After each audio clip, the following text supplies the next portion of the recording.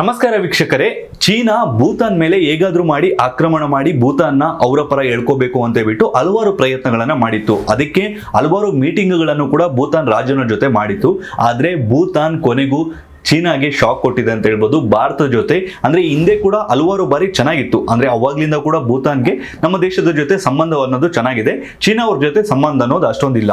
ಮತ್ತೆ ಭೂತಾನ್ ಎಷ್ಟು ಸುಂದರ ದೇಶ ಅಂದ್ರೆ ಇಡೀ ವಿಶ್ವದಲ್ಲಿ ಹ್ಯಾಪಿಯೆಸ್ಟ್ ಕಂಟ್ರಿ, ಅಂದ್ರೆ ಅಲ್ಲಿರುವಂತ ಜನಗಳು ಅಷ್ಟು ಸಂತೋಷವಾಗಿರ್ತಾರೆ, ಅಷ್ಟು ಪೀಸ್ಫುಲ್ ಆಗಿರ್ತಾರೆ. ಮತ್ತೆ 70% ಈಗಲೂ ಕೂಡ ಭೂತಾನ್ ಅಲ್ಲಿ ಕಾಡುಗಳೇ ಇದೆ. ಮತ್ತೆ ಭೂತಾನ್ ಅಲ್ಲಿ ಯಾವ ರಿಲಿಜನ್ ಜಾಸ್ತಿ ಇದ್ದಾರೆ ಅಂದ್ರೆ ಬುದ್ಧಿಸ್ಟ್ಗಳು, ಹೈಯೆಸ್ಟ್ ಇರುವಂತದ್ದು ಬುದ್ಧಿಸ್ಟ್ಗಳು, ಅಂದ್ರೆ 84% ಅಷ್ಟು ಬುದ್ಧಿಸ್ಟ್ಗಳಿದ್ದಾರೆ. ನಮ್ಮ ಹಿಂದೂಗಳು 11% ಇದ್ದಾರೆ. ಅದಾದ ನಂತರ ಒಂದು 4% 2% ಅಷ್ಟು ಕ್ರಿಶ್ಚಿಯನ್ಸ್ ಇದ್ದಾರೆ. ಇನ್ನೊಂದು 0.1% ಬೇರೆ ಧರ್ಮದವರು ಇದ್ದಾರೆ ಅಂತ ಹೇಳಿಬಿಟ್ಟು ತಿಳಿದು ಬರ್ತಿದೆ. ಅಂದ್ರೆ ಬೌದ್ಧ ಧರ್ಮ ಅಂದ್ರೆ ಕೂಡ ಅದು ನಮ್ಮ ಹಿಂದೂ ಧರ್ಮನೇ ಅಲ್ವಾ. ಸೊ ನಮ್ಮ ದೇಶನೇ, ಭೂತಾನ್ ಕೂಡ ನಮ್ಮ ದೇಶ, ನೇಪಾಳ ಕೂಡ ನಮ್ಮ ದೇಶನೇ ಅಂತ ಹೇಳ್ಕೋಬಹುದು. ಮತ್ತೆ ಅವ್ರಿಗೆ ಫಾರಿನ್ ಡೈರೆಕ್ಟ್ ಇನ್ವೆಸ್ಟ್ಮೆಂಟ್ ಆಗಿರ್ಬೋದು, ಅಥವಾ IT ಕಂಪನಿ ಬರಬೇಕು, ಅಥವಾ ಯಾವ್ದಾದ್ರು ಎಕನಾಮಿ ಗ್ರೋತ್ ಆಗಬೇಕು, ಆ ರೀತಿ ಏನು ಇರಲಿಲ್ಲ. ಆದ್ರೆ ಈಗ ಅವರು ಪ್ಲಾನ್ ಅನ್ನ ಚೇಂಜ್ ಮಾಡ್ಕೊಳ್ತಿದ್ದಾರೆ. ಮತ್ತೆ ಇದು ನಿಜಕ್ಕೂ ಕೂಡ ಚೀನಾಗೆ ಒಂದು ದೊಡ್ಡ ಹೊಡೆತ. ಇವಾಗ ಏನಾದ್ರು ಭೂತಾನ್ ಚೀನಾ ಕಡೆ ಮುಖವನ್ನ ಮಾಡಿದ್ರೆ, ಅಥವಾ ಚೀನಾ ಪರ ಏನಾದ್ರು ಅವರು ಇನ್ವೆಸ್ಟ್ಮೆಂಟ್ ಅನ್ನ ತಗೊಂಡಿದ್ರೆ ಭಾರತಕ್ಕೆ ತುಂಬಾ ಅಂದ್ರೆ ತುಂಬಾ ಸಮಸ್ಯೆ ಆಗ್ತಿತ್ತು. ಏನಕ್ಕಂದ್ರೆ ಚೀನಾ ಅವರು ಭೂತಾನ್ ಒಳಗಡೆ ಬರುವಂತ ಚಾನ್ಸ್ ಇತ್ತು. ಅಂದ್ರೆ ಚೀನಾ ಅವರ ಆರ್ಮಿ ಅವರಾಗಿರ್ಬೋದು, ಅಥವಾ ಹಲವಾರು ತೊಂದರೆಗಳು ಭಾರತಕ್ಕೆ ಆಗ್ತಿತ್ತು. ಆದ್ರೆ ಈಗ ಭೂತಾನ್ ಮತ್ತೆ ನಮ್ಮ ಭಾರತದ ಪರ ನಿಂತಿದೆ. ಇತ್ತೀಚೆಗೆ ಡಿಸೆಂಬರ್ 17ನೇ ತಾರೀಕು ಅವರ ರಾಜ ಒಂದು ಸ್ಟೇಟ್ಮೆಂಟ್ ಅನ್ನ ಕೊಟ್ಟಿದ್ದಾರೆ, ಒಂದು ಸ್ಪೀಚ್ ಅನ್ನ ಕೊಟ್ಟಿದ್ದಾರೆ. ಅದರಲ್ಲಿ ಭೂತಾನ್ ಅಲ್ಲಿ ಒಂದು ಮೇಜರ್ ಸಿಟಿಯನ್ನ ಡೆವಲಪ್ ಮಾಡ್ತಿದ್ದಾರೆ. ಎಷ್ಟರ ದೊಡ್ಡ ಮಟ್ಟಕ್ಕೆ ಸಿಟಿ ಅಂದ್ರೆ ನಮ್ಮ ಬೆಂಗಳೂರು ಎಷ್ಟಿದ್ಯೋ, ಅಂದ್ರೆ ನಮ್ಮ ಬೆಂಗಳೂರದು ಸರಿಸುಮಾರು 700 ಸ್ಕ್ವೇರ್ ಕಿಲೋಮೀಟರ್ ಅಷ್ಟು ಒಂದು ಸಿಟಿ. ಸೊ ಇಂಥ ಸಿಟಿಯನ್ನ ಭೂತಾನ್ ಬಾರ್ಡರ್, ಅದರಲ್ಲೂ ಭೂತಾನ್ ಒಳಗಡೆ ಮಾಡ್ತಿಲ್ಲ, ಭೂತಾನ್ ಸಿಟಿ ಒಳಗಡೆ ಮಾಡ್ತಿಲ್ಲ. ಭೂತಾನ್ ಕ್ಯಾಪಿಟಲ್ ಬಂದು ಟಿಂಪೋ ಅಂತ. ಸೊ ಅಲ್ಲಿಂದ ನಮ್ಮ ಭಾರತಕ್ಕೆ, ಅಂದ್ರೆ ನಮ್ಮ ಭಾರತ ಮತ್ತೆ ಭೂತಾನ್ ಬಾರ್ಡರ್ ಅಲ್ಲಿ ಒಂದು ಸಿಟಿಯನ್ನ ಡೆವಲಪ್ ಮಾಡ್ತಿದ್ದಾರೆ.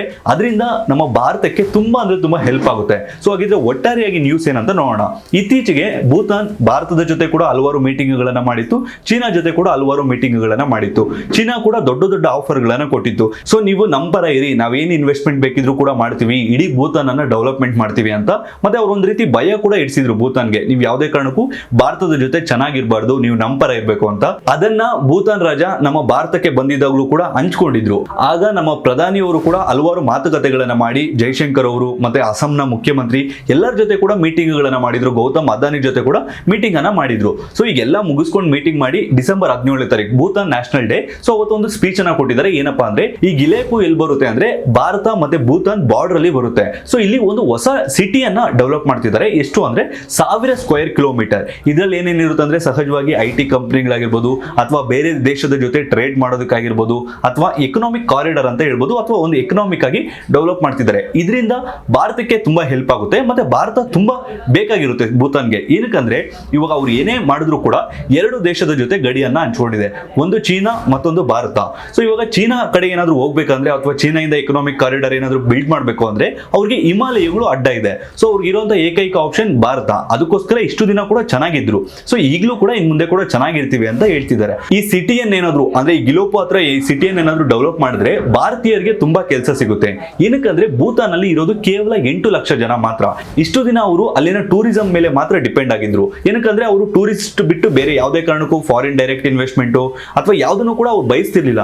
ಟೂರಿಸಂನು ಕೂಡ ಅಂದ್ರೆ ಬೇರೆ ಟೂರಿಸ್ಟ್ಗಳು ಆದಷ್ಟು ಕಡಿಮೆ ಬನ್ನಿ, ಏನಕ್ಕಂದ್ರೆ ಅವ್ರಿಗೆ ನೇಚರ್ ಅನ್ನೋದನ್ನ ಅಷ್ಟು ಇಷ್ಟಪಡ್ತಾರೆ. ಸೊ ಈ ಜಾಸ್ತಿ ಟೂರಿಸ್ಟ್ಗಳು ಬಂದ್ರೆ ಇಲ್ಲಿ ನೇಚರ್ ಹಾಳಾಗುತ್ತೋ ಅಂತ ಬಿಟ್ಟು ಅವ್ರು ಅನ್ಕೊಳ್ತಿದ್ರು.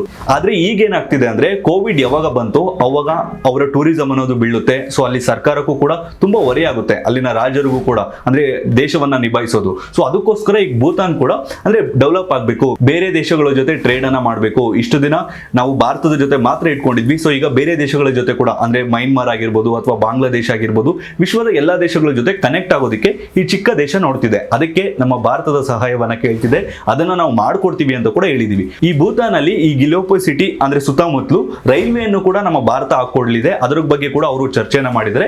ಮತ್ತೆ ಅವರು ಒಂದು ಓಪನ್ ಸ್ಟೇಟ್ಮೆಂಟ್ ಅನ್ನು ಕೂಡ ಕೊಟ್ಟಿದ್ದಾರೆ. ಇದು ಚೀನಾಗೆ ಒಂದು ಯಾವ ರೀತಿ ಹೇಳೋದಂದ್ರೆ, ನೀವು ಚೀನಾ ಎಷ್ಟೇ ಬೆದರಿಕೆಯನ್ನು ಹಾಕಿದ್ರು ಕೂಡ ನಮ್ಮ ಪರ ಭಾರತ ಇದೆ ಅಂತ ಹೇಳ್ಬಿಟ್ಟು ಒಂದು ಸ್ಟೇಟ್ಮೆಂಟ್ ಅನ್ನು ಕೊಟ್ಟಿದ್ದಾರೆ. ಯಾವ ರೀತಿ ಅಂದ್ರೆ, ನಾವು ಭಾರತದ ಜೊತೆ ಚೆನ್ನಾಗಿ ಮಾತಾಡಿದ್ವಿ, ಅಂದ್ರೆ ಭಾರತದ ಜೊತೆ ಪ್ರವಾಸಕ್ಕೆ ಹೋಗಿದ್ದಾಗ, ಅಂದ್ರೆ ಭಾರತ ಏನೇ ಭೂತಾನ್ಗೆ ಸಂಕಷ್ಟ ಬರಲಿ, ನಾವಿದೀವಿ ಅಂತ ಭರವಸೆಯನ್ನ ಕೊಟ್ಟಿದ್ದಾರೆ ಅಂತ ಭೂತಾನ್ ರಾಜ ಕೂಡ ಹೇಳಿದ್ದಾರೆ. ಇದು ನಿಜಕ್ಕೂ ಕೂಡ ಸಂತೋಷದ ಸುದ್ದಿ. ಅಂದ್ರೆ ನಮ್ಮ ಸುತ್ತಮುತ್ತಲಿರುವಂತಹ ದೇಶಗಳನ್ನ ಎಲ್ಲದನ್ನು ಕೂಡ ಚೀನಾ ಟಾರ್ಗೆಟ್ ಮಾಡ್ತಿದೆ. ಇತ್ತೀಚೆಗೆ ಮಾಲ್ಡೀವ್ಸ್ ಇಂದ ಕೂಡ ಭಾರತೀಯ ಸೇನೆಯನ್ನ ವಾಪಸ್ ತಗೋಬೇಕು ಅಂತ ಬಿಟ್ಟು ಹಲವಾರು ಪ್ರೊಟೆಸ್ಟ್ ಗಳನ್ನ ಅಲ್ಲಿ ಮಾಡ್ತಿದ್ದಾರೆ. ಅದಕ್ಕೆ ಭಾರತ ಸರ್ಕಾರ ಒಪ್ಕೊಂಡಿದೆ ಅಂತ ಕೂಡ ಇತ್ತೀಚೆಗೆ ಅಧ್ಯಕ್ಷರು, ಅಂದ್ರೆ ಏನ್ ಮಾಲ್ಡೀವ್ಸ್ ಅಲ್ಲಿ ಎಲೆಕ್ಷನ್ ಅಲ್ಲಿ ಗೆದ್ದಂತ ಅಧ್ಯಕ್ಷರು ಕೂಡ ಹೇಳಿಕೆಯನ್ನ ಕೊಟ್ಟಿದ್ದಾರೆ. ಸೊ ಕಾದ್ ನೋಡ್ಬೇಕು. ಏನೇ ಆಗ್ಲಿ, ಭೂತಾನ್ ಈಗ ನಮ್ಮ ಭಾರತದ ಪರ ಇರೋದು ತುಂಬಾ ಅಂದ್ರೆ ತುಂಬಾ ದೊಡ್ಡ ವಿಚಾರ. ಮತ್ತೆ ಇದು ಚೀನಾಗೆ ಮತ್ತೊಂದು ದೊಡ್ಡ ಶಾಕ್ ನಮ್ಮ ಭಾರತ ಕೊಟ್ಟಿದೆ ಅಂತ ಹೇಳ್ಬೋದು. ಏನೇ ಆಗ್ಲಿ, ಇದ್ರ ಬಗ್ಗೆ ನೀವೇನ್ ಹೇಳ್ತೀರಾ? ಅಂದ್ರೆ ಭೂತಾನ್ ಚೀನಾ ಎಷ್ಟೇ ಬೆದರಿಕೆಯನ್ನ ಹಾಕಿದ್ರು ಕೂಡ, ಚೀನಾ ಎಷ್ಟೇ ಖ್ಯಾತಿಯನ್ನ ತೆಗೆದ್ರು ಕೂಡ ಚೀನಾದ ಪರ ನಿಲ್ದೆ ನಮ್ಮ ಭಾರತದ ಪರ ನಿಂತಿರೋದ್ರ ಬಗ್ಗೆ ನೀವೇನ್ ಹೇಳ್ತೀರಾ? ತಪ್ಪದೆ ನಮ್ಮ ಕಮೆಂಟ್ ಬಾಕ್ಸ್ ನಲ್ಲಿ ಕಮೆಂಟ್ ಮಾಡಿ. ಮತ್ತೆ ಮುಂದಿನ ದಿನಗಳಲ್ಲಿ ನೀವೇನಾದ್ರೂ ಫಾರಿನ್ ಟ್ರಿಪ್ ಹೋಗ್ಬೇಕು ಅಂದ್ರೆ ಒಂದು ಸಾರಿ ಭೂತಾನ್ಗೂ ಕೂಡ ವಿಸಿಟ್ ಮಾಡಿ. ಯಾಕಂದ್ರೆ ಅಷ್ಟು ಸುಂದರವಾಗಿರುತ್ತೆ ಭೂತಾನು. ಮತ್ತೆ ಒಂದು ಕಾಲದಲ್ಲಿ ಬ್ರಿಟಿಷ್ ಇಂಡಿಯಾದ ಭಾಗವಾಗಿತ್ತು ಈ ಭೂತಾನ್ ಆಗಿರ್ಬೋದು, ಈ ಸಿಕ್ಕಿಂ ಆಗಿರ್ಬೋದು. ಸಿಕ್ಕಿಂ ನಮ್ಮ ಭಾರತವನ್ನ ಸೇರ್ಕೊಳ್ಳುತ್ತೆ, ಆದ್ರೆ ಭೂತಾನ್ ಕೆಲವು ಕಾರಣಾಂತರಗಳಿಂದ ಸಪರೇಟ್ ಆಗಿ ದೇಶ ಇರುತ್ತೆ. ಆದ್ರೂ ಅಂದ್ರೆ ಸಪರೇಟ್ ದೇಶ ಇದ್ರೂ ಕೂಡ ಅವು ಎಲ್ಲ ಕೂಡ ನಮ್ಮ ಭಾರತದ ಮೇಲೆನೆ ಡಿಪೆಂಡ್ ಆಗಿದ್ವು. ಇನ್ ಮುಂದೆ ಕೂಡ ಭಾರತದ ಮೇಲೆನೆ ಡಿಪೆಂಡ್ ಆಗಿರುತ್ತೆ. ಏನೇ ಆಗ್ಲಿ, ಈ ರೀತಿಯಾದ ಬೆಳವಣಿಗೆ ಬಗ್ಗೆ ನೀವೇನ್ ಹೇಳ್ತೀರಾ? ತಪ್ಪದೆ ನಮ್ಮ ಕಮೆಂಟ್ ಬಾಕ್ಸ್ ನಲ್ಲಿ ಕಮೆಂಟ್ ಮಾಡಿ. ಈ ವಿಡಿಯೋ ಇಷ್ಟ ಆದ್ರೆ ಈ ವಿಡಿಯೋ ಒಂದು ಲೈಕ್ ಕೊಟ್ಟು ಈ ವಿಡಿಯೋನ ಈಗಲೇ ಎಲ್ಲ ಕಡೆ ಶೇರ್ ಮಾಡಿ. ಇದೇ ರೀತಿಯಾದ ಮತ್ತಷ್ಟು ವಿಡಿಯೋಗಳಿಗಾಗಿ ತಪ್ಪದೆ ನಮ್ಮ ಯೂಟ್ಯೂಬ್ ಚಾನಲ್ ಸಬ್ಸ್ಕ್ರೈಬ್ ಮಾಡಿಕೊಳ್ಳಿ ಹಾಗೂ ಪಕ್ಕದಲ್ಲಿರುವ ಬೆಲ್ ಬಟನ್ ಅನ್ನು ಕ್ಲಿಕ್ ಮಾಡಿ. ಹಾಗೆ ನಮ್ಮ ಫೇಸ್ಬುಕ್ ಪೇಜ್ ಅನ್ನು ಫಾಲೋ ಮಾಡಿ. ಧನ್ಯವಾದಗಳು.